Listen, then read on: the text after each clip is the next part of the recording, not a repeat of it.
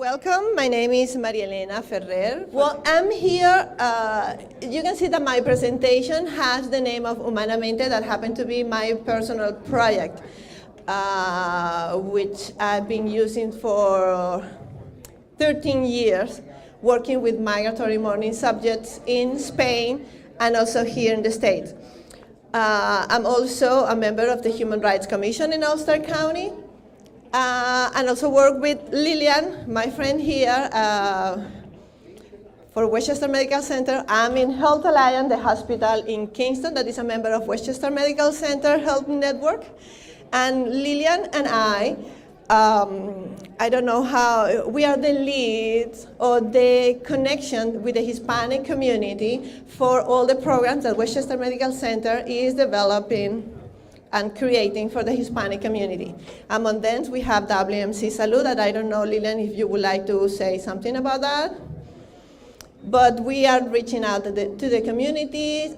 We also have our announced advertising, I don't know. We keep a close collaboration with Rob and ABC Latino to talk about WMC Salud. You can also visit us in our website, or you can contact us at the end of this presentation.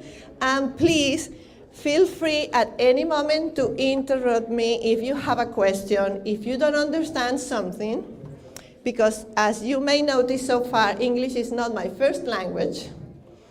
So I may create words or maybe not say it right, so don't feel bad if you say, Marilena, I didn't understand, I'm fine. I'm not taking that in a bad way, okay? We are all here to learn, and part of my learning process is with the language. So, our presentation is called Mourning the Homeland, because as immigrant, when we move from one place to another, there is a lot of things that we left behind. And this is part of our homeland, our town, our life, our history. And all that thing that we left behind, we keep a mourning, a sorrow, a sadness, because of those losses and separation from all those things. Mourning the Homeland is the first part of my training that is called Mourning the Homeland and Settling in Place, because there is the other side of this equation too. We have that sorrow, but we decided to move to a different place and we need to settle there. Make sense? Good. So let's start thinking a little bit in the experience of the immigrant. And I love this quote from Dirk Waltz that say, if one could stop this migration. Some people say the phenomenon of the migration, that is an issue, like there is a problem. But you know, it's one of our hallmarks for evolution, the fact that as human beings, we migrate since the very beginning. That's what made us what we are nowadays, and every country in the world is getting better thanks to migration too. We won't say that it's only for that, but we play a huge component of the evolution of societies around the world. And this is something that we cannot stop.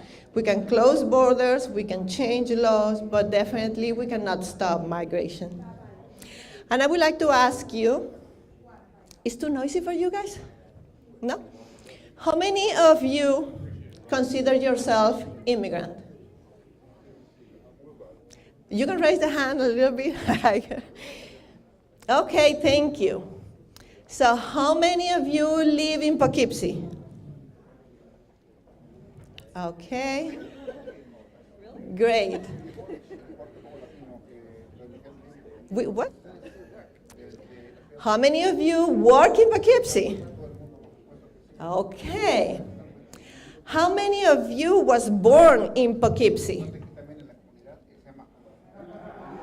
So I have news for you guys. All of you are immigrants. So for the ones that didn't raise your hand, let me tell you that you are an immigrant. Because according to the International Organization of Migration, a migrant is a person that has moved across an international or nation, well, within a state, away from his or her habitual place of residence. You move to work every day, so you cross a border every day. Those borders normally are arbitrary, right? Because we may say, well, but I was born in New York State. How many of you was born in New York State? That makes you even more immigrant, Lily. So that's good. So why I'm asking you this is not just a rhetorical question. It also sets a different perspective for each one of us, because we tend to think the immigrants, and we don't realize how much many of us are immigrants because we were not born here. Or maybe we were not born in this state, or in this county, or in this side of the coast, or in this country, or in this continent, or whatever. So according to the International Organization for Migration, any person that crosses a border far from where they were born or where they were raised is considered an immigrant. With that being said, then let's try to wear the shoes of an immigrant and try to find out why we moved. So, what we call migration, I'm sorry, I'm going to sit here because I cannot read, and if I put my glasses, I cannot see you guys. So, the movement of a person or a group of persons either across an international border or within a state, so we agreed already in that, but why we move? Well, we move for love. How many of you move because you met somebody and you start a relationship with that person, and it happened that that person didn't live in your neighborhood? Or maybe you both decided to move. Any in the audience that was, I didn't want to put you on the spot, I knew that. So that's a good reason to migrate, to have our sweetheart. When I moved to the Hudson Valley, I could say that that was my reason. I was living in Spain, although I moved to Spain from my homeland that was Venezuela, and I say was because Venezuela doesn't exist anymore.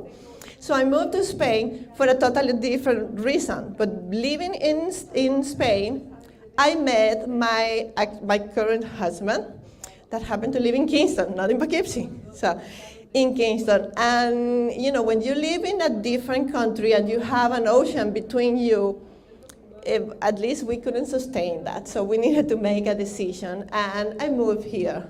And I don't regret that thing. I'm just making the case for, it's a good reason to move. And for sure, Stephanie, it was a good reason for you. Do you feel happy? Perfect, thank you. Another reason to move, personal growth. Is there anybody that moved because he got a better job, because he went to college, because got better opportunities and decided to move? Okay, good. How it feels? It was good? Don't regret? It's a good drive that really motivates people to move, and also that brings a lot of new talent to the new area, right? It's not that when you move for love, you don't bring new talent. You also are bringing talent to the place that you're moving, but maybe not so directly related to a personal growth, although to set up with a family and all the stuff is a personal growth that is really, really valuable. But then we have the third reason that unfortunately is the sad of all of them, for survival.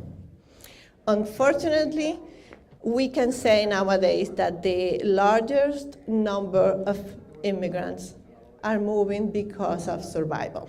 So there are not pulling factors that we call that are bringing you here. If you have somebody that you want to share your life with, that factor is pulling you here. When you have a better opportunity for studies or for job, this is something that is pulling you here. When you need to survive, you are pushing out. You are being pushed out of your homeland. Obviously, that sets a totally different result and experience related with the migration and all the process involved here. So, that creates what some scholars call crisis in your identity, who I am. Although we have that crisis all the time, right?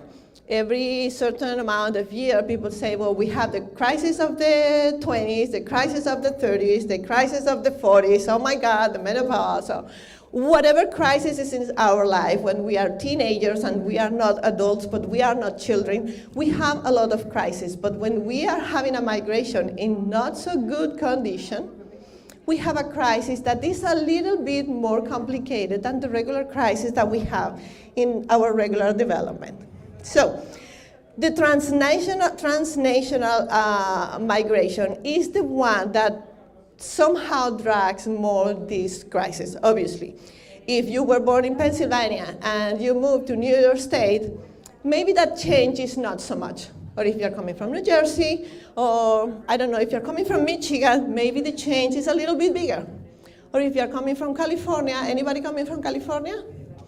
That apparently is a totally different country, right? Or even for Florida. You know, we go farther and farther, and for sure the cultural shock is going to be bigger or more impactful than if you come from closer. So when you are crossing to a different nation, let's say Canada, that is our neighbor in the north, maybe culturally talking, well, there's different, but maybe not as different, for instance, as we compare the culture in the United States with the Mexican culture. Although at this point, it's also not being so different in many things. But we have a different language in Mexico than we have here. So each strong difference that we add to this equation is affecting our identity, our image of ourselves. We can face family breakdown because it is hard to migrate with the entire family. So we need to leave our loved ones behind. That creates other problems associated with this because, you know, my mom, my sister, my cousins, even my children, who knows which members of the families are we leaving behind. But for sure we are leaving family behind. That also brings a structural social exclusion in the new society that we are arriving. Why? Well, because we don't have that safety network that we used to have in our homeland. Although we know that people tend to migrate to a place that they at least have somebody that they know. At least there is a friend, or maybe another family member, or maybe an organization that we were in touch with. But definitely we are pretty much going by ourselves. And then we have the other part, that is the criminalization of the immigration, that we are pretty familiar with what is happening nowadays in our society. It's like those immigrants are so and so and so. Any questions so far? Or, by the way, if there is something that I say that you don't agree, that's very valid and more than welcome, because you know what is? You know, a conversation that everybody, yeah, yes, is like, well, we are not learning much from that. So we can have a different point of view, and I really encourage you to bring your point of view. So then we also face something that we call the culture in diaspora. Why? Well, but you know, all of you know what is a diaspora, right? The classic one is like when the Jewish were, you know, enslaved by the Egyptians, and then they were, how do you say, castigados or execrados or expulsados? Exile, and they went to the desert and they lost their land, and you know that's the diaspora, because all of them pretty much needed to leave. In my natal Venezuela, right now, there is people already saying that there is a diaspora. We used to be a country that received people from all over the place. I had the privilege, and I keep thinking that was a great privilege, to be born and to be raised in a very multicultural society, because even inside of my family, we have all the colors, all the backgrounds, all the religions, all the perspectives, all the political point of view. So that was really a privilege to be, to raise with that inclusion in our family. It was a madness, it was dysfunctional, but I'm not gonna tell you that part. It's hard, but it was really, really very enriching. And also the rest of the society was pretty much like that. My very best friend, that I consider her more a sister than my own sister, she's a black woman, and her color was never in between us. And I never look at her like, well, what's the problem that her skin is a little bit darker than mine? I'm not like a Scandinavian anyway. So it was never that problem. Or even across the socioeconomical statuses. You know, we could go out with rich people and with very poor people, and that was not a problem. Now it's a big problem, and Venezuela, instead of pulling people to our country, is pushing all the Venezuelans out. And it's creating a problem in the region because it's really an exodus, it's really a diaspora. So this culture that we call the culture in diaspora is the only thing that you are bringing with you that keeps you holding your background, your history, your identity, the thing that you couldn't bring with you and the people that you couldn't bring with you. But then you are in a host society that doesn't allow you also to express pretty much that culture. So we are, as you can see, we are adding more complication to the thing. Any questions so far? Yes. What are the effects of that? Because as an African American, I'm a part of the diaspora. Yeah, yes. Generations come back, but then you wonder the state. It's because of that diaspora, right? Because you have no language, you have no identity, you don't have these things. Is it the same in my Latino brothers and sisters? For sure, there are a lot of similarities with the additional of the language, with the additional of the history that is totally different, although I know that the Black history is also very, very unique. But for sure, we share a lot of similarities, a lot of exclusion, a lot of many, many, many things, but with very, I don't know to say mark or highlight difference because each culture is unique, although each person is unique. That's the other part that we are dealing. I don't know because I'm not a very well versed in the Black history or the Black culture. But when you talk about the Black history or the Black culture, people tend to think in a, I don't know how much uniform, but like pretty much a group that shares a lot of similarity, more similarities than differences.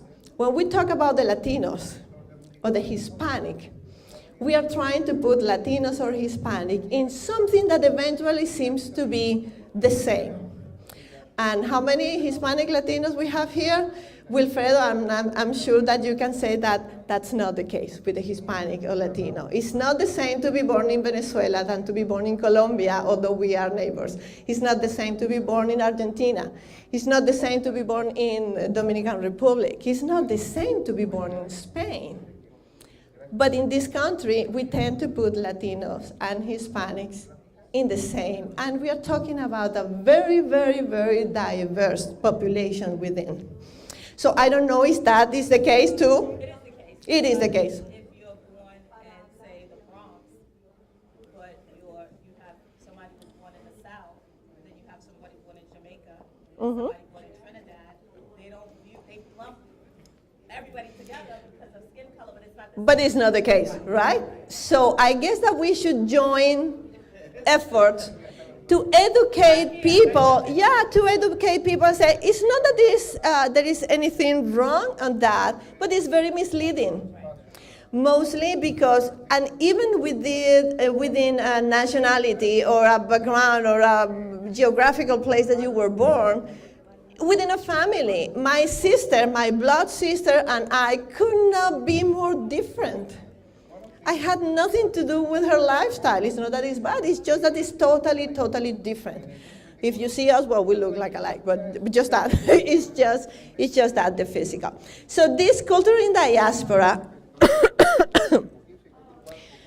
it's full with those sense of estrangement. It's like you are totally aware, oh, Lilia, thanks for staying here. Okay. We carry with us that sense that we are different. And for some people, that being different, being strange is also bad, because maybe it's not so good to be so different. And many of us is trying to merge with the society where you are living now, or you isolate from that society, because to live and deal every day with that sense of estrangement, with those psychosocial issues that you cannot resolve, first of all, because you are not aware of them. That's one of the problems. With these workshops, we are trying to shine a light in the awareness of all the psychological dynamic that happens inside of an immigrant that, by the way, we as immigrants are not totally aware of. So I used to say, any of you had ever had mice at home? It's not like, yeah. It's not that I can put you in a problem, but when did you find out that you have mice? When they have droppings, and maybe they are eating the cables, the wires and things. So when you find out that you have them, they were there for quite some time, and they were causing trouble, right? And in some cases, you cannot get rid of them, or when you get rid of them, then you realize all the damage that was caused in the house, and then you have to do even more. It's not just to call the terminator, it's that maybe you need to call a contractor, you need to change the wires in the house, or I don't know. You have to do several things. Well, not exactly the same, but something like that happened with what we call migratory mourning, that is all that dynamic that's happening inside of us. We are not aware of how much that is affecting our life. But when we face that concept, at least that's my experience, each time that I talk to an immigrant and ask them, have you heard about migratory mourning? And they are like, no, what's that? And I haven't finished the first sentence when I pretty much always see a light in those eyes trying not to cry. And then the person say, I cannot put it in words, but I know what are you talking about. So in that moment, that person has a better opportunity to overcome that situation, because as many people say, you cannot solve a problem if you don't even know what the problem is. You cannot get rid of your mice if you don't even know that they are at home, right? I hope nobody gets offended with the mice thing. Okay. Another problem to add here, documentation. Well, we know that documentation is not so easy. It's not even easy when you come in good standing and following the laws and doing everything. You come by the book, and it's not easy. When you are coming here, and I'm saying here because we are talking about the reality that we face in the Hudson Valley. Most of the people that we have, the immigrant population, not only Hispanic, but every immigrant that is coming to the area, most of them are coming for survival. So they were pushed from their homelands. They, more than immigrants, maybe we should call them displaced. So that also add another component to the thing. Because I have known many people that is here that they didn't really want to come here in the first place, but they didn't have another choice. In those conditions, what is even harder, and it's not something new for you guys, I know that it seemed to me that the people in the audience pretty much has experience working with immigrants or living with immigrants or experiencing immigration yourself, right? Am I wrong? Okay, you're right? Good. Thank you. So the documented part is a problem because not everybody can access that. Although when you have your documents, things can be easier. It doesn't mean that when you are documented, you don't experience migratory mourning. We will go to that, but I just want to set the context.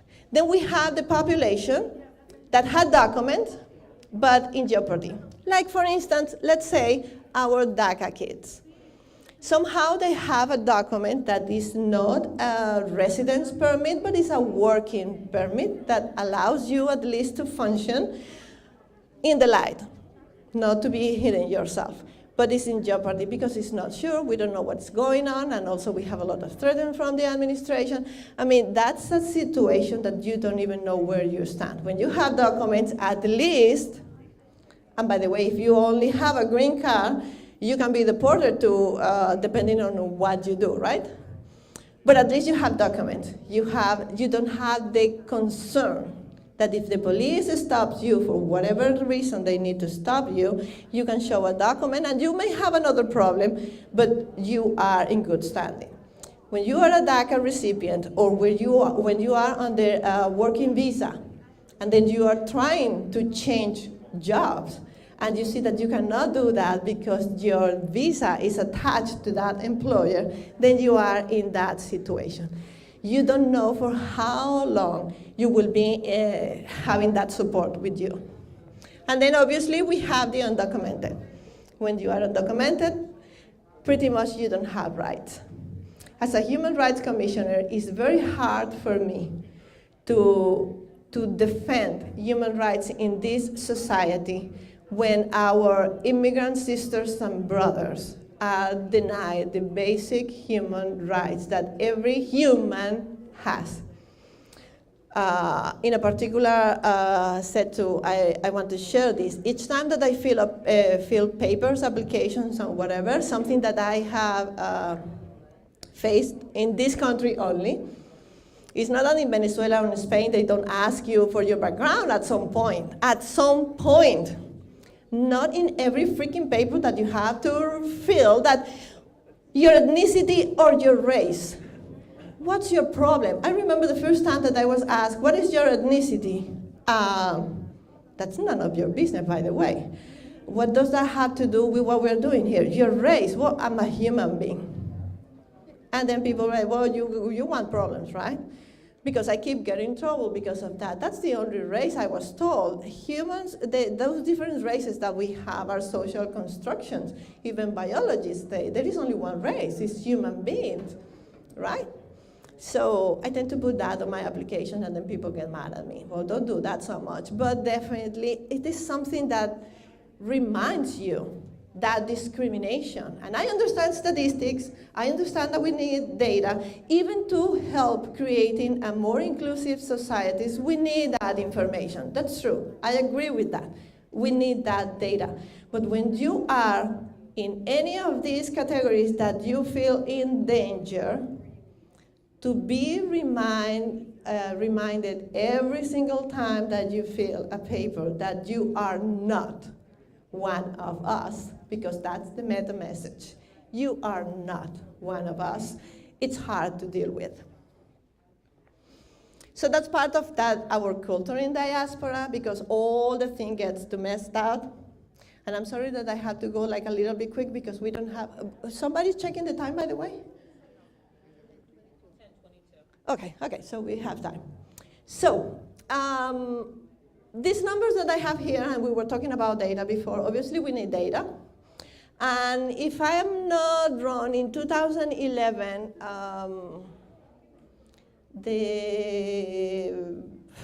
it was Hudson River Healthcare with Solange Mueller, and they conducted a research in the northern east region of Dutchess County, I think it was, by Armenia. And were you part of that, Wilfredo? Because I think that the surveys were conducted by Somos La Llave, or somebody was helping on that. And that research was done, do you remember now? Yes, I do. Okay, so it was around 2011. I was landing in the Hudson Valley, and I had the another privilege of to meet Solange, a wonderful woman, that she was so concerned about how the population was feeling, because you know what, we have doctors, we have nurses, we have social workers, well, not so many social workers in that sense, but we have people trying to help and trying to create more inclusion for the Hispanic society. But when we go to the psychological part of the issue, when we go to the emotions, to the feelings, to all those concerns. There were not so many people out there helping. Language is a big barrier. Documentation, obviously, is another one. Economic reason, if you need to be working 3 jobs at the same time, when you can take time to do something for yourself, or you don't have anybody taking care of the kids if you have children, or you don't have transportation. So we're aware of all the barriers, and I'm destroying this. Sorry, and now the mic. Okay, I will leave it like that. Rob? Okay, I guess it's working. So in that research that Solange conducted in 2011, she found out that just in the small group in the northern Dutches, 70% of the population expressed that on any given day, they just wanted to cry. They were not aware why, but they wanted to cry. 70%. Obviously, if you talk to a psychologist or to a social worker, what they are going to say about these people? They are depressed, right? And what do you do when you have a depressed person in front of you? Medication. And what do you do when you medicate somebody? You stop the resilience that that person is trying to build. Ergo, don't medicate immigrants that express sadness. The problem is that we need to educate our psychologists and our social workers that migratory mourning is not a mental illness. It's just a process of resilience that is taking longer, and that person needs to continue building resilience, not to be groggy with a medication that will prevent them to really grow that resilience. Obviously, it's not easy. It's a very complicated process. But the last thing that we need is medication. 81% of those same immigrants that Solange interviewed describe feelings of sadness, or they say depression. Because, you know, now we talk about depression like the same way that we are talking about PTSD. Now everybody has PTSD. And I was like, well, it is good that we have awareness of those things, that it's not like something very weird there. But it's not that everybody has PTSD. If you can function, eventually you can work and do some stuff. Maybe you are traumatized. Maybe people need to deal with you in a trauma-informed way. But that doesn't mean that you have PTSD. People with PTSD definitely cannot sleep, cannot function, has a lot of complication, and need way more support in that sense. Doesn't mean that maybe some of them were definitely PTSD survivors, because we know that crossing the borders is not easy, right? Okay, and then we have only 1.7% of this population eventually seek any kind of counseling. That counseling here doesn't mean that it was a professional counseling. So if we could go deep in those data, in that data, maybe professional counseling was less than 1%, I don't know. But this counseling is any kind of support when you share your problem with somebody. Maybe it was the social worker at the school that was trying to help your child, and eventually one day you shared your problem with that person, and you felt that it was a good counseling because maybe you got a good advice from that person. So that was there, because in general, we don't seek for counseling, at least not the Hispanic population. Because on top of not knowing what is going on top of the barriers of whatever is out there, we are made of machos, and you know there is a big stigma. It's like, oh, you're going to the psychologist. What's your problem? Same like you, come on, you're on board. It's this. And you know, same with the immigrant, at least the Hispanic, Latino, we, thank God, have churches. And I will show you some photos if we have time to go that far on that. But we are fine so far? Okay, yes.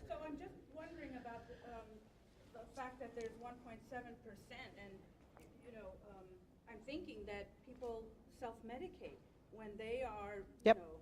having these really strong feelings and Mhm. nobody is articulating what they're feeling, and people are going to self-medicate, and then we attribute, that they're weak and there's something wrong with them when they're really self-medicating because they haven't had, proper diagnosis of what their Yeah, situation is. and we know also, at least in our population, what is the self-medication favorite way of going? Alcohol. And we are having a lot of problems and domestic violence and other kind of things happening because you know what? You need something. I'm not justifying, but you need something and people need help. Yeah, that's right. Thank you, Lillian.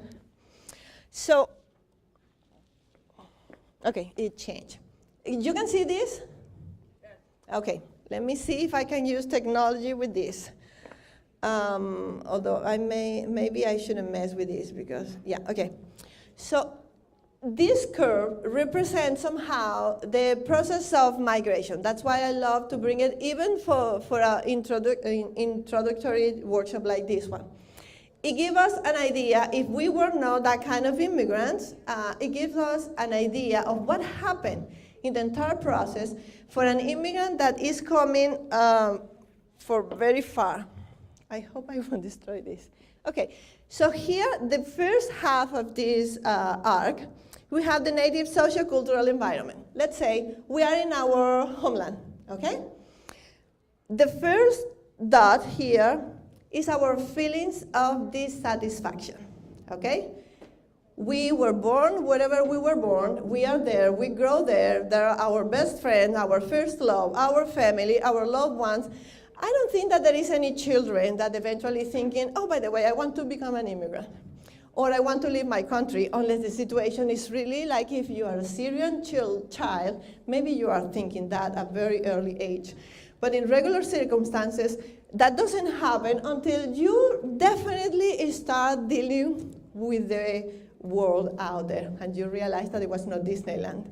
So there is something happening in your homeland that is creating that displacement on you, like, there is something here that is not working for me. I don't like the culture. I don't like the political system. I don't like what is going on. I don't have future. All the things that eventually you start thinking like, there is something that this country or this environment is not giving me, and I want that. You start thinking, how can I get that? And eventually somebody tells you, oh, my cousin moved to South Africa, and it was so easy for her there, she got a lot of help, and then you start entertaining the idea, what if? What do I need to do that? That is the discernment process. So you're thinking, okay, where I can go? What are my chances? If you have time, let's go back to the part. If you have time to plan your project, your migration project, you may start thinking, okay, let me see if there is somebody there that I know, if there is an opportunity of job there, if I can go to study there, if there is people that is going to receive me there, or what are the situations in the place that I'm thinking to go. Until you decide, when you grab all that information and you say, yes, I have to move. I sort of did that when I moved from Venezuela to Spain. Venezuela was falling apart, and the dictator that we had at that time, also known as Hugo Chavez, decided that the children of the republic were going to be tutored by the government, not by their parents. That the parents were going to lose any right in the decision of where your children were going to study, what kind of thinking or free thinking you wanted for your children, and what kind of decisions you could have on your children. And it happened that I had, and I still have, 3 children. At that time, my little one was 2 years old, and I was like, no. I respect everyone's ideology as long as mine is also respected.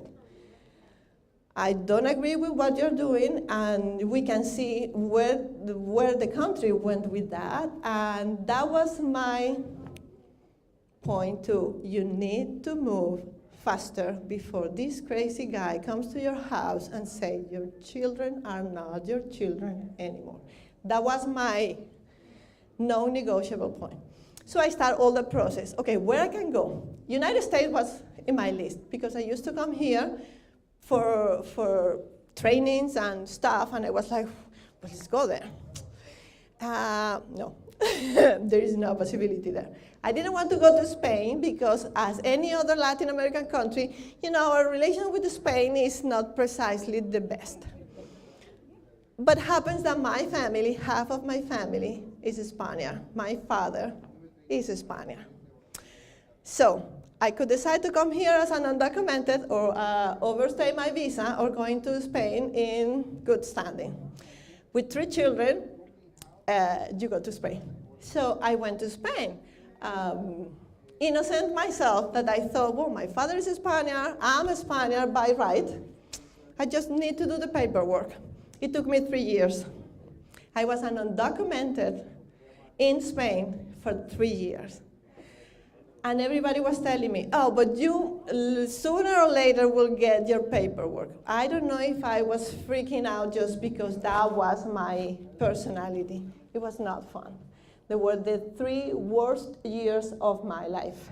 In a country that it was supposed to be my motherland, well, my fatherland, with my language that is not the same, with my culture that is not the same, and also with the stigma because I love Spain. It was like a healing process that I had to live there.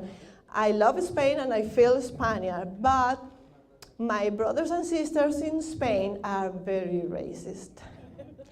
So you are never going to be one of them.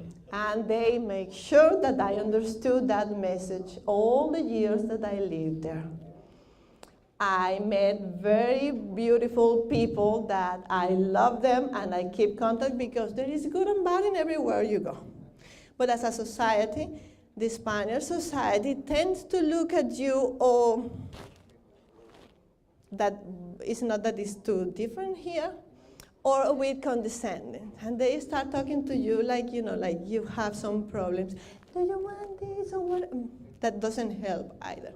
So it was really hard for me there. And I could go through the entire process of being an undocumented, to run away from the police, to accept any kind of abuse from other people, because you never want to call the police to say, listen, I have a neighbor that is harassing me and my kids. Where can we go to do that? I needed to go to the police. I didn't want to go to the police. I went to the police just when the situation was definitely, and the entire group of my neighbors supported me to do so. Because they didn't know, as many immigrants undocumented that we have here, nobody knew that I was undocumented because I was not telling anyone that I was. So people was looking at me, why you don't go to the police? You cannot talk. Because if you say that, somebody's going to call the police and say, you know what, she doesn't have documents. So I could say that I live firsthand, even with the promise that I was going to have my papers sooner or later. What does that mean to live with that fear for so long and having 3 children that depends only on you, and that your possibilities to work are so little? God never left me behind, and I would be more than grateful all my life, but it was for better to move there, but it was really, really hard. So I took that decision. I totally forgot my country. I left Venezuela behind. That is the disengagement process that you have. You need to leave everything behind, because if not, you don't do the trip. If you keep thinking, oh, but my mom, oh, but my best friend, oh, but you are coming back. You definitely need to cut something to do that move. And that's why not everybody migrates, even when the conditions aren't as bad for other people as they were for you. So I had to leave everything behind, and I did the jump. That was a jump. Cultural and social isolation, of course. We speak Spanish, but the Spanish that they speak there is not the same Spanish that I speak, not because the language is different. It's because the the words that you normally use were different. It's like the same difference that you have, guys, with the American English and the British English. You say a building of apartment, not a block of flats. You say a pair of pants, not a pair of trousers, right? And things like that. So that's the difference. It's not that there is a dialect or that each one of our country has a different language. It's that we use different words, different vocabulary. And they call things by names that I never heard before. So that was really quite an experience. I was isolated because at that time, I was in the first wave of Venezuelans that were living in Venezuela. So Venezuelans were not very well known in other places. The good thing is that at that time, the few Venezuelans that were migrating were Venezuelans that migrated for personal growth or for love. So people look at us like, oh, you all come with good education. You all come trying to do something. So we didn't have at least the stigma that other groups apparently have. So that was something good, but anyway, I was very isolated socially and culturally because I was not at home and I was not accepted. There is the confusion there. Because obviously, it's like when you go to Disneyland, by the very first time, everything is so nice, but then everything is like too perky, right? It's like, okay, not so much. It is good that they treat you with love, but then it's like, leave me alone. It's like, oh my God, something that impressed me a lot, how clean the streets were. And then it's like, yeah, but they are not that clean either. You know, it's like after, or when you know somebody and you fell in love, that person is perfect, right? And that person maybe is telling jokes every day, and you laugh at, oh, he's so funny, he's so whatever, and then it's like, can you stop your stupid jokes? You know, I'm tired of it. Sort of like that. I think that that's what happened with us with everything. So you are in that problem, and when you realize that you are in the middle of a big problem that is going beyond your hands, then you enter the identity crisis. Because, oh my God, who told me to do this? Maybe it was better if I stay. Why I put my children in this situation? What I'm gonna do without support? Whatever you want is going there. So we have those ambiguous feelings. We don't know if that was the right move to do or not. And it's hard. It's hard for everyone. The good news is that eventually, if we are not so overwhelmed with that situation, we can then find find solutions for our problems, start making connections in the host society. We can have new friends. We can start building a safety net, and eventually we can move on. So we still are dealing with a crisis of identity, but it's like things are now fitting in place. We have the sense that things are going to be better. So when that happens, and we can definitely go all the way to the last dot, we then engage with the new society, and then we can say that we integrate. I know that American society, for instance, talk about assimilation. You are assimilated. Well, no, that's not healthy. I don't think it's healthy for anyone to be assimilated. I think it's better to be integrated.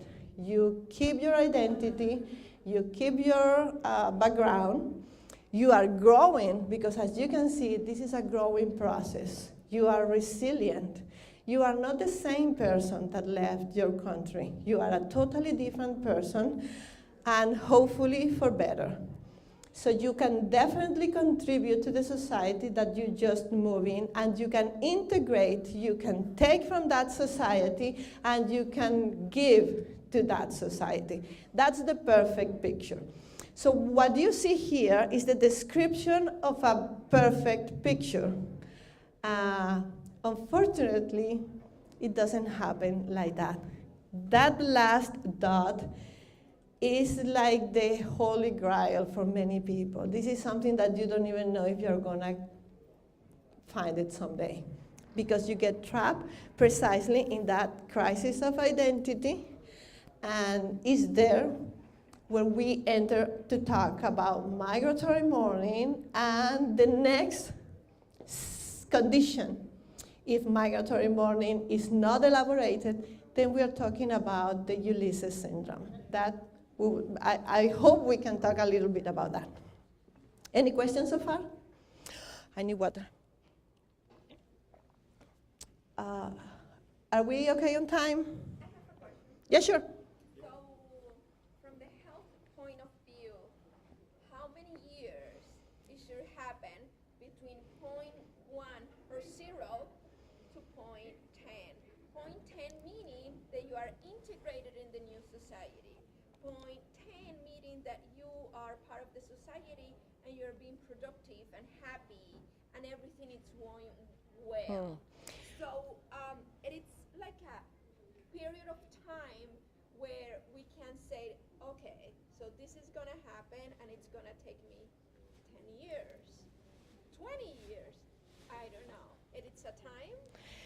But that's the beauty on this, precisely because we cannot use the standards, because we cannot measure that way. It's so hard, and that's why we don't have policies in place to work on this. Because something that I have learned in this society too is that standards are wonderful. So everything that can be standardized, then we can implement. We cannot standardize this because I can tell you that at least in my first migration, the whole process from the day that I was thinking, although it was the day of the election when I found out that Chavez won the election, that was my discomfort started that day, or maybe before when he was released from jail. But you are not thinking like, okay, yeah, it's uncomfortable, but we can, whatever. It's like in the next election, we're going to, that kind of thing. So you are not really thinking in living. But let's say that when I definitely start thinking and entertaining the idea of living, until I left and I finally integrate in Spain, the process was about 5 years for me. There is people that do that in very short time, and there is people that maybe take 15, 20, 30, 50, or maybe never reach the last point. I don't know. It is very, very unique for each person. What I can tell you is that at the moment that you start having your identity crisis,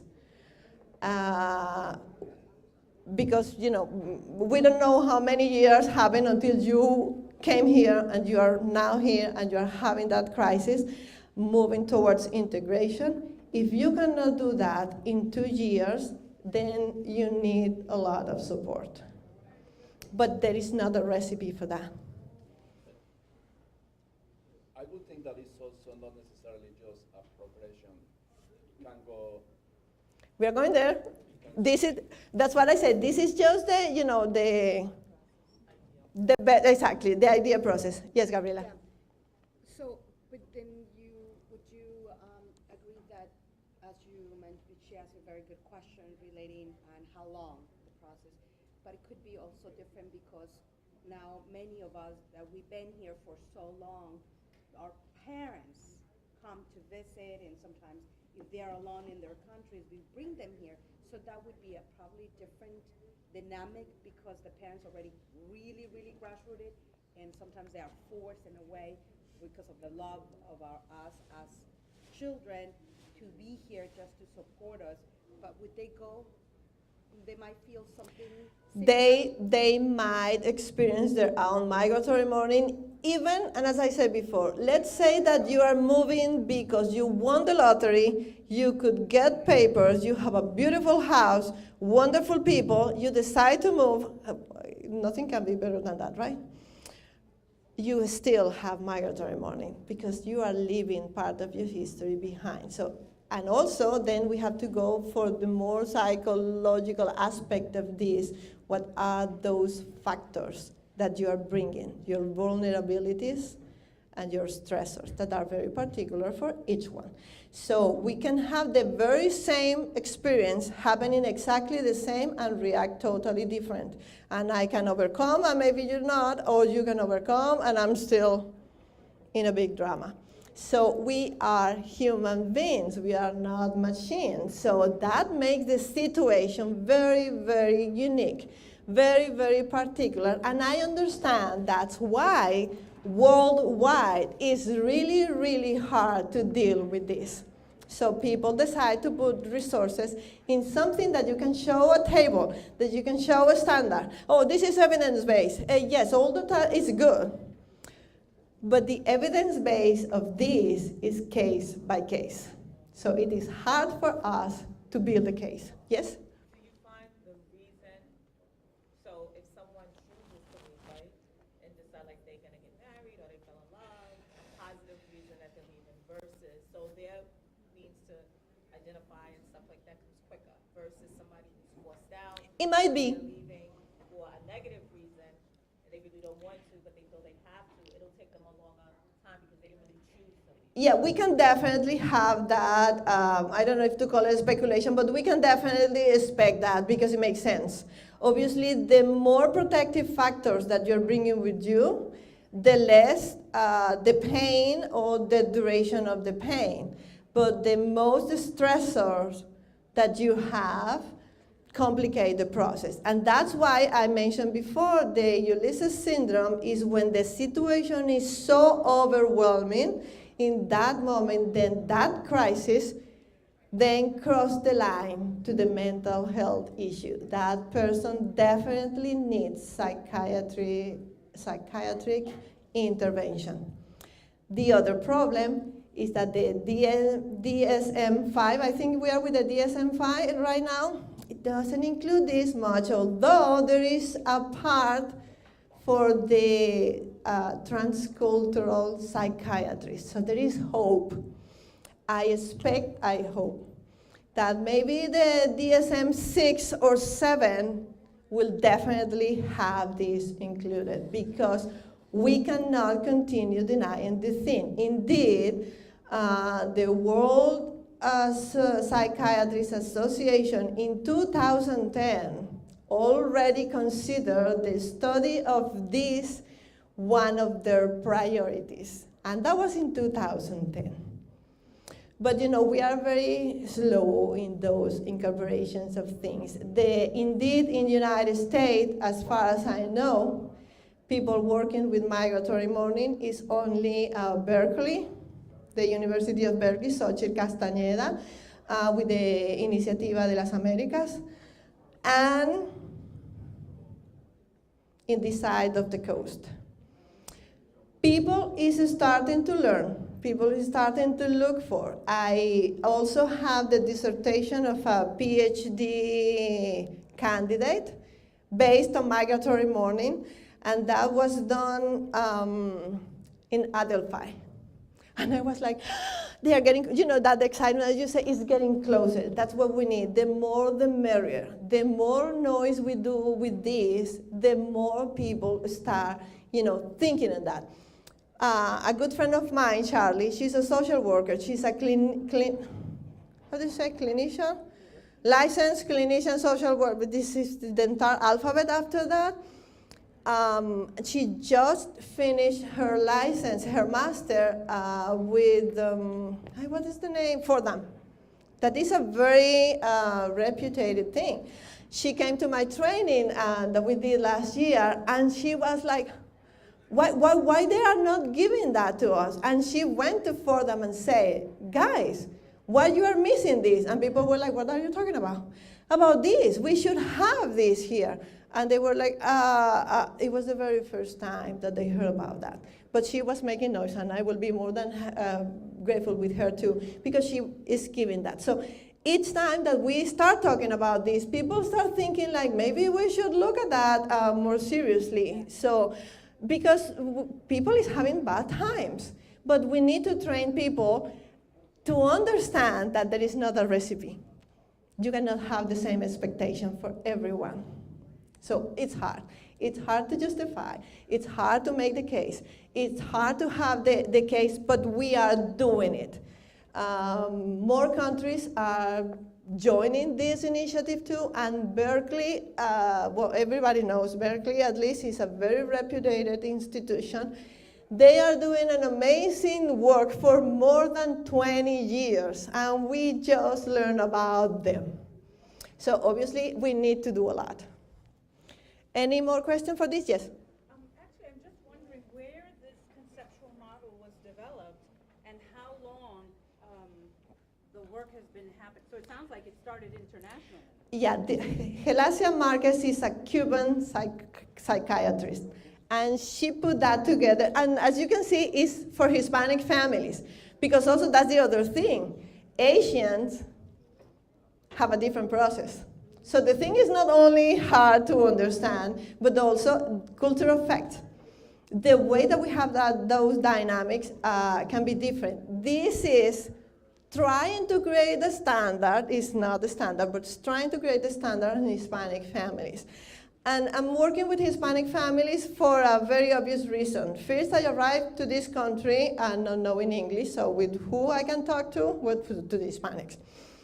But when I was working migratory mourning in Spain, I worked with people from Senegal, from Eastern Europe, from Morocco, from all over the place, because it happened that they had a lot of interpreters, so it was sort of easier, sort of speak, to connect with them. And it's absolutely different with each cultural group. But did it start in Spain? I guess that's the question. The migratory mourning itself, having that name, it was at the end of the 90s that Joseba Chotegui used that name, because the transcultural psychiatry is being aware of transcultural psychiatry, but the way that they explain is so complicated and is so diffuse that it's hard to grasp it. So when Joseba Chotegui in 1997, I think it was, came up with the migratory mourning, was an easy way to understand the whole process. And also, he took it beyond the psychiatry realm. And he went more to the psychology, sociology, ethnographic realm. And indeed, the Athena Network is a group of multidisciplinary people because this is not just psychiatry. So that is new. That is what has 18, maybe 20 years in the work. But it came out of Spain. This approach, yes. Yeah, this approach. This approach, yes. Okay, so let's talk about now the creature, migratory mourning. As itself, is related to migration, and is that mourning, that pain that we have. Let me just check the time. Okay. We have until 11:30? Okay. We can go more? Oh, don't tell me that. Okay. So we have, going back to the psychiatrists, I'm not going to be very academic on this. It's just to have an understanding. The research on this is based on the psychoanalysis? Psychoanalysis from the psychoanalytic perspective of stress, and the cognitive approach to mournings or sorrows. This is just in case somebody is trying to find out what is the framework. It comes from that. It's putting together psychoanalysis and the many cognitive theories that are used by psychiatrists and psychologists. So they put this together to try to understand what is happening here, because definitely it's a stress. There's a lot of stress involved in this, and the process, let's say how do you say symptoms? Symptoms. The symptoms are very similar to what these two conditions describe. So, what characteristics do we have with migratory mourning? There are many characteristics, but these are the three, biggest or major characteristics. First is a partial mourning. What does that mean? Everybody has experienced mourning in their life. Maybe it's a family member passed, or your best friend was the one that moved far from you, or your dog. When we lose somebody or something, when we are not children anymore and we are becoming adults, or if we went through a divorce, we have that process. Okay, that we are familiar with that. It's part of the rituals of, they said, rituales de paso, oh my God. You know, those rituals, that is part of the, exactly. You get the point, right? The benchmark. It's like benchmarking life, you know? Each time that we move to a different phase in our life, we are experiencing mourning. So it's natural. That's why we like to tell people this is not a pathology. People is not having a problem just because they are mourning. It's normal. You have to do that. You have feelings. You have attachment to whatever you were losing. So it's normal. You need to be sad. Although we were told when we were kids, and even more if you were a boy, you know, boys don't cry. Why you are so weak? So we try to show something that is not us. No, we need to cry. We need to be sad. When your children are sad for something, and then we start like, oh, telling jokes and whatever because we want to see them smile. No, they need to face sadness at some point, and it's better for them to have that space, to understand that it's not wrong to be sad. What is wrong is maybe to be sad for 15 days in a row. Okay, that's wrong. But you need to be sad the same way that you read. Indeed, somebody used to say that you don't understand what is life until you cry until your last tear and you laugh with all your... If you cannot experience those extreme, I don't know if often or not, but that you need to have that experience, you won't understand life. You won't build resilience. You cannot evolve. You will get like, you know, who knows in which stage of your life. But so migratory mourning is a partial mourning. Why? Because when a loved one dies, for instance, at some point you have to face that that person is not there anymore. But when you migrate, your loved ones are still there. It's just that they are not with you. So it's partial. More than a loss is a separation.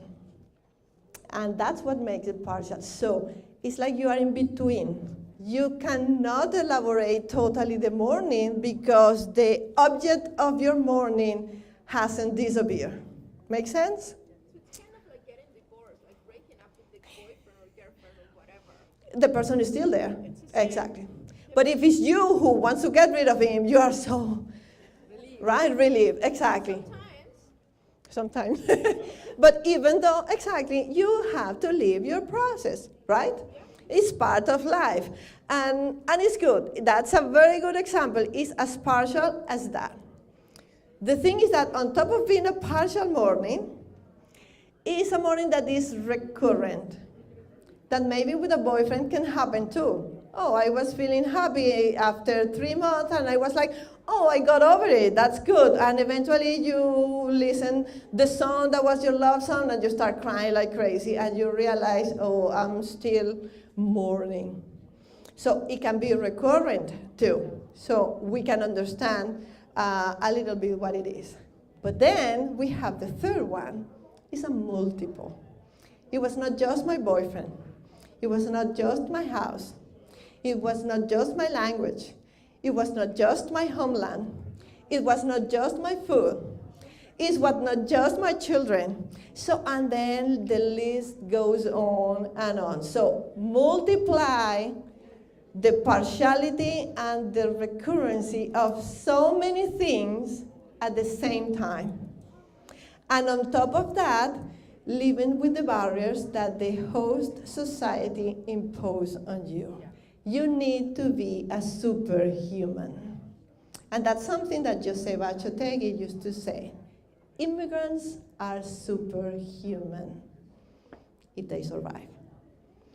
And if they have the right support. Because they don't need help, they need support. That is also a very big difference in that. So it makes sense, this part? Okay. So let's say the multiplicity. José Bachotegui called this the 7 sorrows. It doesn't mean that we only face those 7. It's that at least in every immigrant there are 7.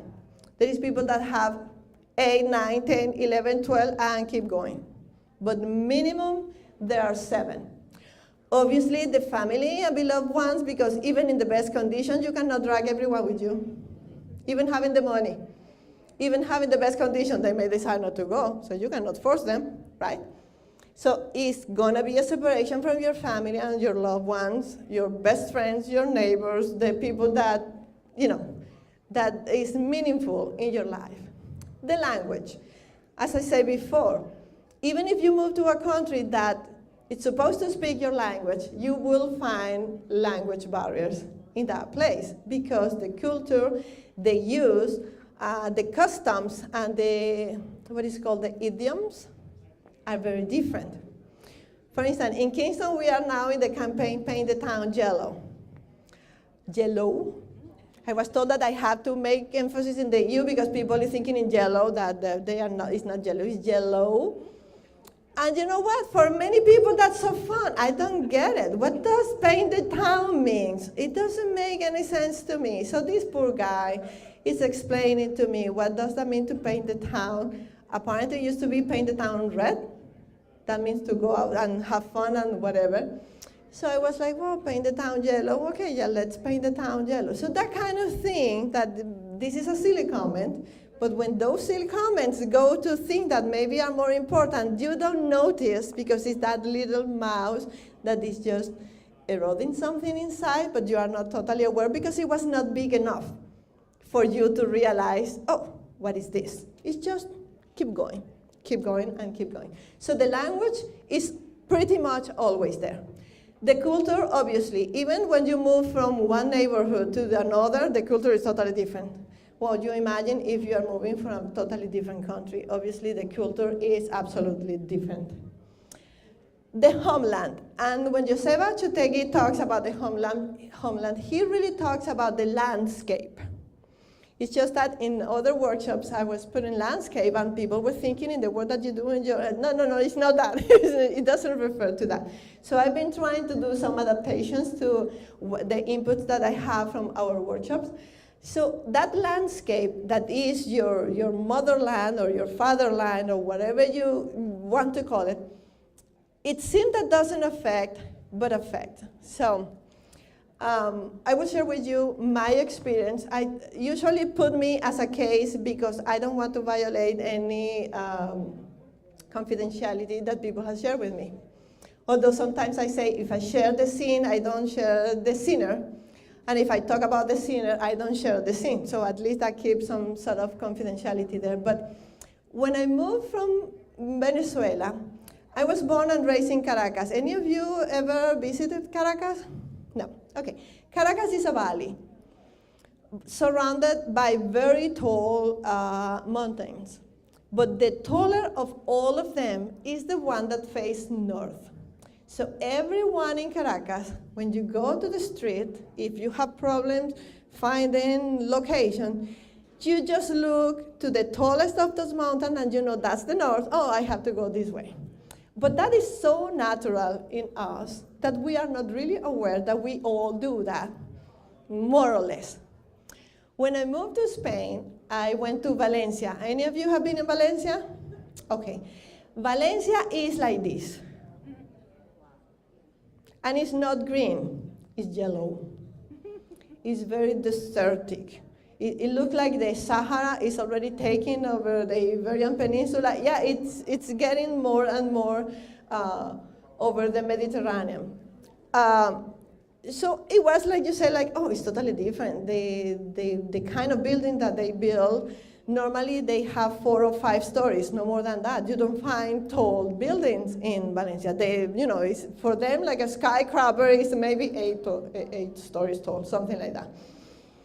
So that was different. That landscape was different. Everything is so flat that obviously makes it different. There is an orange tree every corner.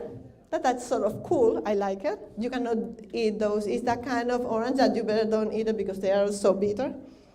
But they look great. And, everything was fine. At the very beginning, it was so great. And my background is in architecture. I studied architecture in Caracas. So I can brag myself of being like, I'm so easy reading maps and, finding my way. I never get lost until I went to Valencia. And I was like, why I keep getting lost in this city that, by the way, is very, you know? And I was with my map, and I understood what I had to do. There were no way, also, every street is pretty much similar. That's the other problem I had to say. But I was getting lost and feeling a lot of anxiety each time that I was walking on those streets. And I didn't understand why, to the point that I was really, I was thinking there is something wrong in me. Maybe I have a degeneration, something. I was already thinking that maybe I'm losing the melanin or whatever. There is something wrong because this is not quite normal. It happened that a few months since I arrived to Spain, I was in touch with this guy, with Joseba Chotegui, and I went to one of his talks. And the guy was talking about the landscape. And me cayó el 20. I was like, that's why I get lost. There is no mountains here. I need a reference. So I really was trying to keep in my memory the entire city until I found a way of having a reference. I never get lost again. So this is something that maybe sounds trivial, but it was creating a lot of stress because I was arriving late to the places that I needed to be on time because I was getting lost. I was arriving to meetings and to stuff totally, descolocada. How do you say descolocada? Like whatever, but feeling really bad. So that was really causing me a problem that I was not totally aware how easy was to fix. So with migratory mourning, it happened that most of the things, not the big ones, but can be fixed just bringing them to your awareness and then trying to do something, and with the right support, you can definitely overcome. As long as there is not a previous vulnerability, that's a different story. Make sense? Okay, social status. This is the one that we are maybe the most familiar with. We see a lot of people that maybe they were doctors, they were lawyers, or they used to have a profession that they were, working within their countries, and then when they become immigrants, they have to work in something else because you need to find a job. So you lose your status. Maybe you had your own home, or you were able to pay the rent, and then now you have to share the same place where you live because maybe you cannot pay. Your new status doesn't allow you to keep the same lifestyle that you were having in your life, in your previous country. Sometimes it happens quite the opposite. Maybe you never had your own home, and now that you're an immigrant, you had the opportunity to have another home. Or if you moved because you were seeking personal growth, well, that personal growth definitely was there, and now you have a totally different social status. Make sense? Okay, the sense of belonging, as I said before, well, society reminds you all the time that you don't belong here. You don't look like us, even when you try hard, even if you get your documents, even if you swear to be an American, no, you are not one of us. So it is really hard to develop a sense of belonging in a society that reminds you every day, you are not one of us. That may be the big difference, and maybe the bigger step that I will ask our sisters and brothers, Americans, to try to be more inclusive. The fact that we don't look alike doesn't mean that we don't belong here. If we are here, maybe it's because we belong to this. And then we have physical integrity, that we are very familiar with that right now too. The physical integrity of our immigrants is in jeopardy almost every day. They are being abused, they are being exploited, they are being trafficked. They are victims of crime by delinquents and by the law enforcement, unfortunately, by our leaders, by our fellow immigrants, by almost everyone. So that is one of the hardest to really try to keep, that physical integrity. Joseba Chotegi used to talk here about that sense of safety, that you can feel safe. Immigrants, it's very hard for immigrants to feel safe wherever they go, because it's a very hostile environment in general, wherever you go. So, and for sure you are saying like, yeah, been there, sister, I know, yeah, isn't, exactly. And citizen. Exactly. And what happened also with Puerto Ricans. I mean, I was amazed. I don't know if you remember a few years ago, there was, I think it was a basketball game in Mississippi, and one of the players was Puerto Rican, and the public was yelling at him, "You immigrant, go back home." And I was like, wow, and that was in a college that you may assume they already learned a little bit of geography at least. So it's really sad. That part is really, really sad. But anyway, any questions so far? No? Okay, so despite being partial, being recurrent, being multiple, migratory mourning can also go through three different stages. So the simple one is just that. Remember the arc, in the best possible conditions, even having a lot of support, even having your loved ones with you, having the possibility to work, etc., when you go through the process. That's what we can call a simple,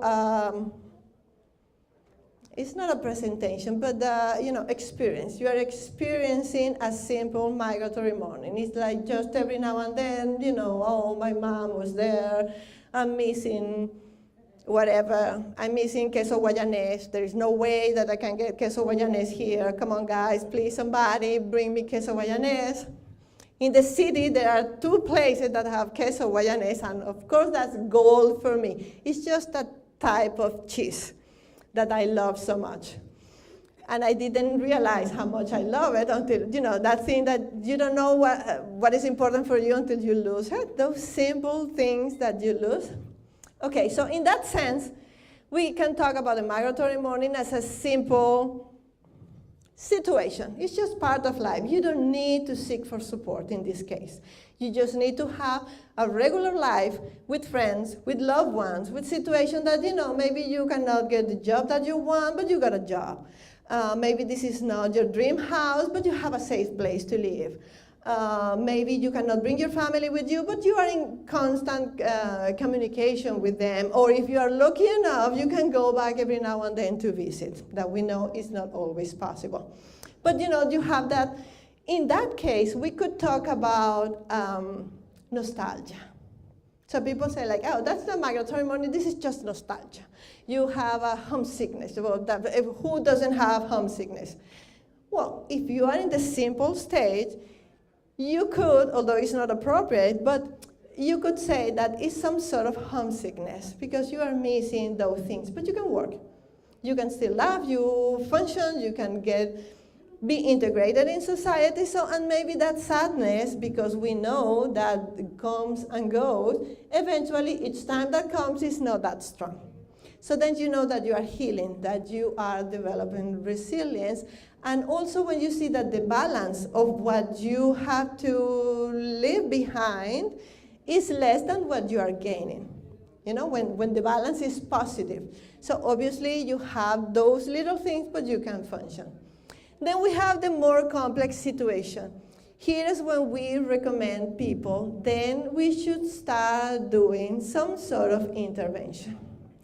Because the complexity means that balance is not balanced. It tends to go more to the negative, although every now and then goes to the positive side, because things are working. I have a job, I can get food, I got 3 friends, so, not everything is bad, but there are still too many things that are not so good, right? And I'm still, maybe I'm experiencing some insomnia, or maybe I can tell a friend, since I moved here, now I have more headaches than before. Maybe it's the pressure in the Hudson Valley. And yeah, or maybe it's the temperature, maybe it's the climate. But the more that I feel at home here, the less I have headaches. So then it's like, you can realize that there are some somatología,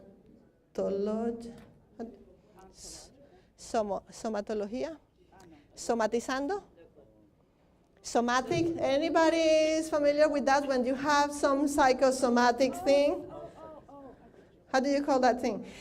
That you are experiencing symptoms, but it's your feeling.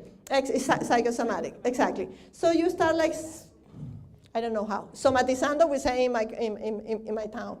You somatize those things, and then they start affecting, and they start presenting like physical symptoms of something. So then you go to the doctor, if you're lucky enough to have a doctor around, or if you go to Hudson River Healthcare, that you can use the voucher.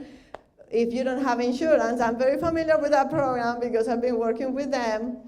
And the doctor, you tell the doctor, I've been having headaches every day. Oh, let's check your eyes. Because, you go down, maybe you may need some glasses.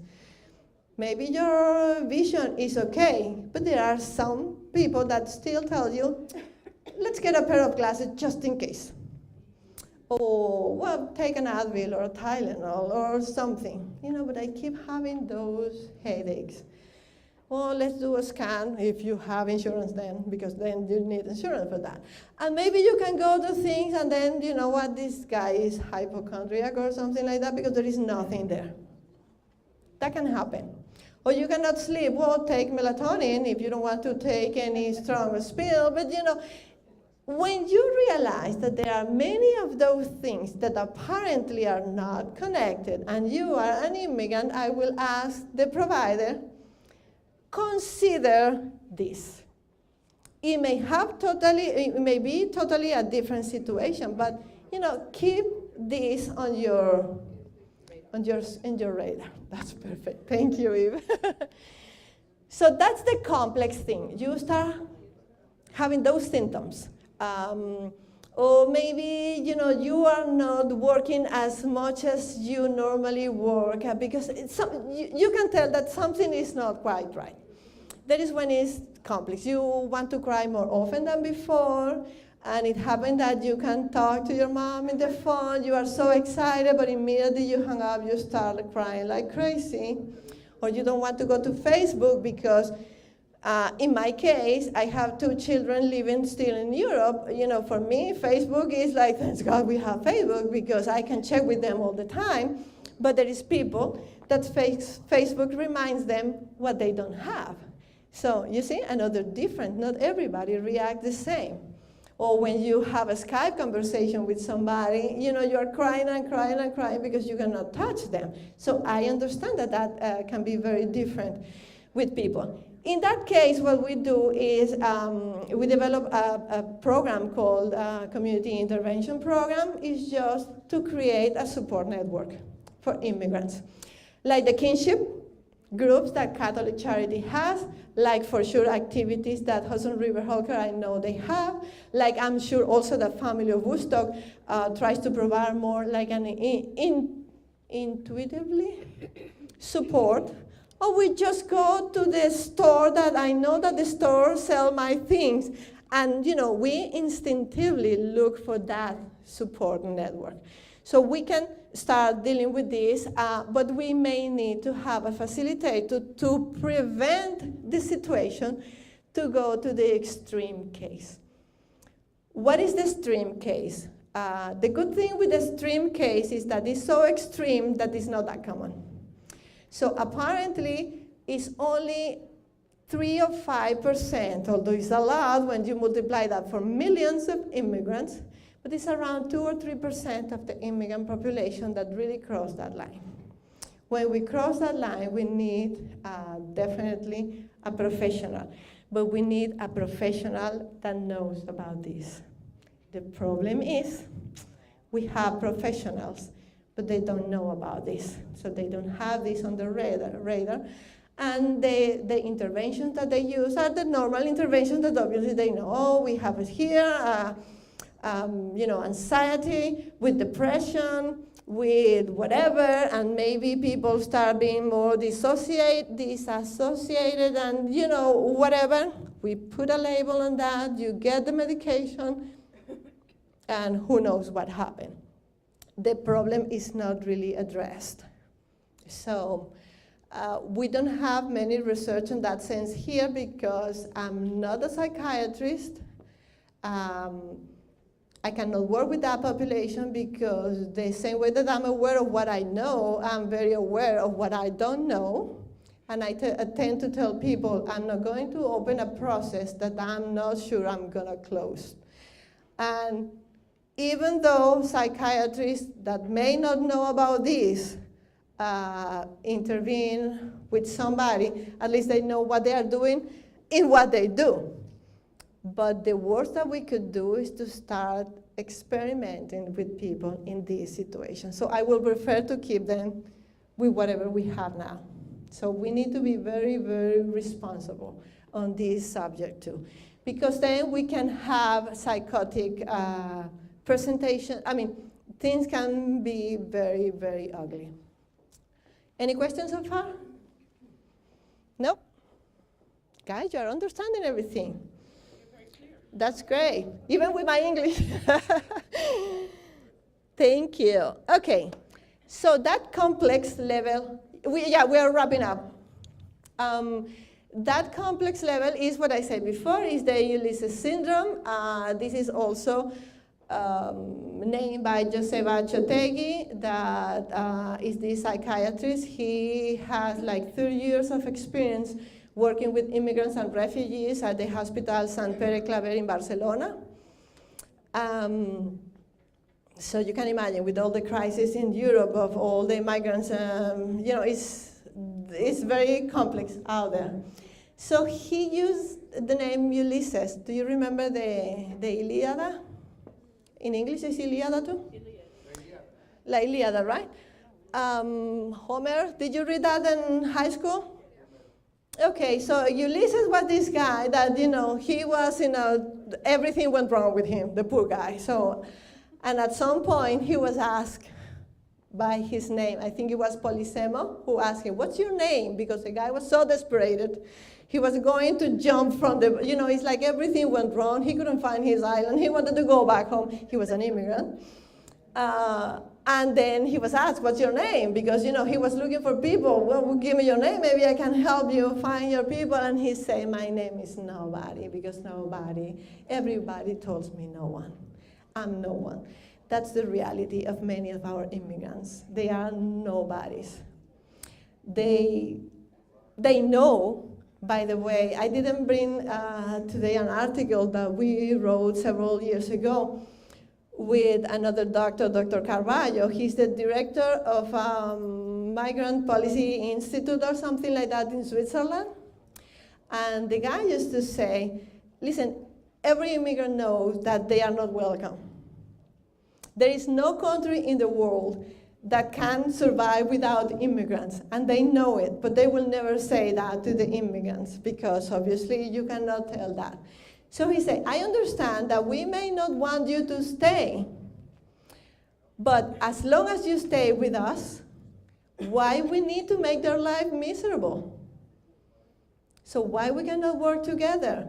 Europe cannot be the strong continent that economically talking is without immigrants doing what they do there. United States cannot have food on the table without immigrants, just to mention one of the industries that totally depend on immigrants. So he said, I understand we cannot tell everybody, oh, come on, we are opening the door, jump here and join us. But while you are here, he was recommending everyone, while you are here, I will respect you. I will honor your job.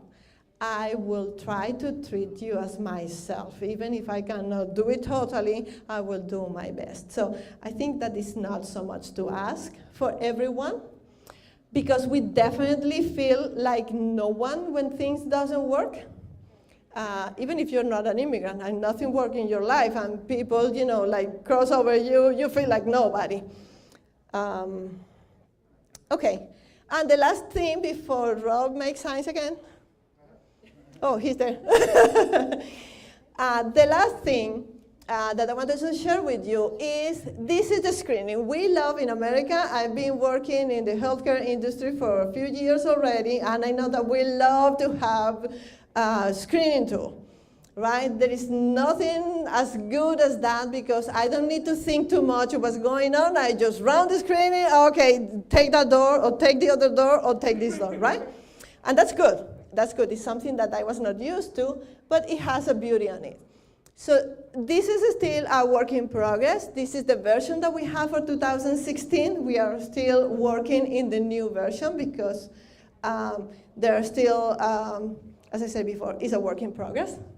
But this is basically to try to screen what are the factors, the vulnerabilities, and the stressors that eventually a person can name, can tell us. So if we have somebody in front of us with, all the things that we were telling you before, and you see that is an immigrant that is having some hard times, and eventually you say like, oh, you have in the radar. Let me run this screen too. What about this? Tell me, how do you feel about this? So you can have this is the most standardized thing that we can come out so far. Let me see, how do you feel about your family? Do you miss your family? Well, yes. To the point that you cry every day? Well, no, but, more or less, you can tell them. Do you think it's a situation that you can handle, or is getting out of control? So then you can see, you can check if it's simple, complex, or maybe extreme. If the person says, listen, for 6 months I've been crying every day for my mom, well, I guess that you know where to check, right? And all the way with the 7 sorrows that we talked before, just to have an idea what are the protective factors, and also what are what is the other word for the contrary of the protective factors? Stabilizing? No, it has a name, but I just forgot, but just quite the opposite, okay? Quite the opposite. So then we just do a total count, so it's very simple. We can see, obviously it's not perfect like any other screen, but can give you an idea where the person is. And then you try to grab from the interview, because this is the part, like more quantitative part, and then here in this, in the other frame, try to have a conversation with the person, right? What do you have in place here for you? What are those protective factors? Do you have a neighbor? Do you have a job? Do you have family with you? How things are going, economically talking? All the things that you can put there. Then we have in the cultural factors, this is one of the changes that we are doing. Although religion is part of the culture, is so a huge component of the reality of the immigrant, that we are going to separate religion or spirituality from culture. This is one of the changes that we have, because our community, thanks God, have the churches. But the priests, the ministers, the imams, the rabbis, they are not totally aware of this. But at least they are a good here to be there, like with our Black community. Thanks God we have at least a place to go and feel that we are being heard. And we have to cut that? Yeah. I just wanted to, I will go just very quick. This was a project that we did together with MISN and ABCD a few years ago, a photo voice project with the population. And I wanted to leave with this picture. In that photo, this is a mom, an immigrant mom, that, and well, you have it in English and in Spanish. That's the psychologist for her. That's the place that she goes for support. That's what she's trying, when she needs that support that she cannot find out there, she has that altar. And look at how integration is taking part, the American flag behind Virgin Mary. I think it says a lot. And it's also a beacon of hope that even in the worst circumstances, the human being, the resilience is taking place. We don't need to do that much, but definitely we need to do something. Thank you very much.